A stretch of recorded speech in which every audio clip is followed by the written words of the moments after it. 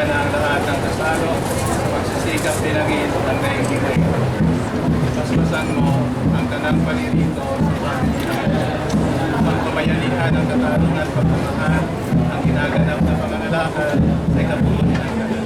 At ikagaganap ng nakikinabang pag-unlad ng sanlibutan sa pamamagitan ni Yesu Cristo kasama ng Espiritu Santo.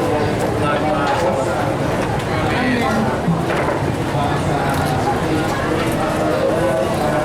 Isang pananampalataya, isang pagbibinyag, isang Panginoon, ang hili nating lahat, pabiling ni Jesus, noong siya'y Sa inyo ang Panginoon at sumilit. Pagpalain kayong lahat ng makapangyarihang Diyos, Ama, at Anak, at Espiritu Santo.